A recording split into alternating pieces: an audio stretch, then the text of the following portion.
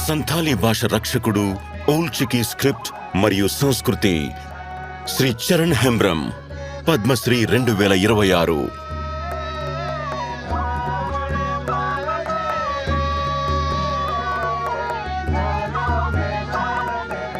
చరణ్ హెంబ్రమ్ సంతాలీ భాషకు, ఓల్డ్ చికీ లిపికి మరియు ఆదివాసీ సంస్కృతికి ఒక గుర్తింపును, ఒక భవిష్యత్తును కల్పించడం కోసం తన జీవితాన్ని నిస్వార్థంగా అంకితం చేశారు. విధి అతని తండ్రిని దూరం చేసినప్పుడు చరణ్కు కేవలం 2 ఏళ్లు.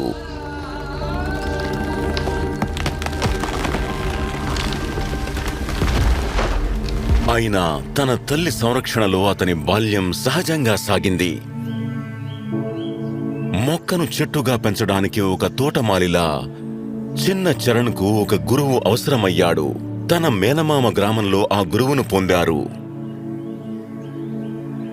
అక్కడ నేర్చుకున్న ఓల్డ్ చికీ లిపి ఒకనాడు సంతాలీ సమాజం మొత్తానికి స్వరంగా మారబోతోంది. కాలం గడిచింది. ఆయన తన మెట్రికులేషన్ పూర్తి చేశారు. ఒక ఐటీఐలో శిక్షణ పొందారు.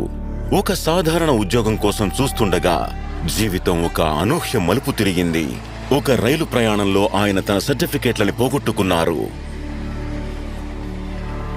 దిక్కుతోచని స్థితిలో ఆయన మరోసారి తన గురువు వద్దకు తిరిగి వచ్చాడు. ఇది ఒక ప్రమాదం కాదు, విధి పిలుపు. సంతాలి అనేది కేవలం ఒక మార్గం మాత్రమే కాదు, అది నీ జీవిత పరమార్థం. గురువు మాటల్ని మంత్రంగా స్వీకరించి సంథాలీ భాష వ్యాప్తిని తన జీవిత ధ్యేయంగా మలుచుకుని టీచర్గా శిక్షణ పొందారు.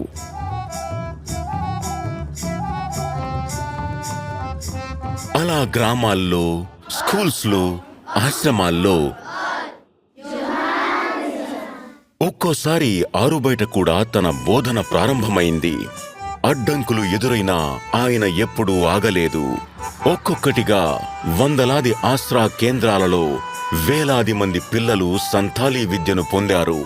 సంతాలీ భాషకు ఒక కొత్త జీవం పోసుకుంది.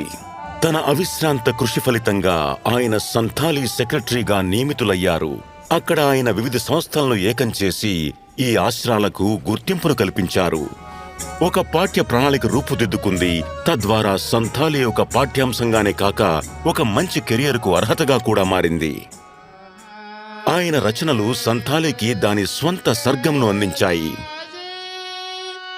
ఆయన సంగీతం, నాటకం ఒక సజీవ తత్వరూపంగా మారాయి. సంతాలీ సమాజం మొత్తం అనుసరించగలిగే ఒక లయగా నిలిచాయి. మన భాషను సజీవంగా ఉంచినప్పుడు అది మనల్ని సజీవంగా ఉంచుతుంది.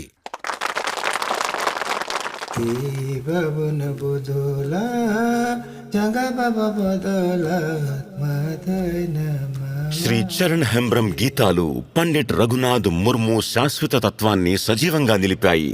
అంతేకాక అవి నేటికి ఆయన ప్రజలకు సంతాలీ జీవన విధానాన్ని నిర్దేశిస్తున్నాయి.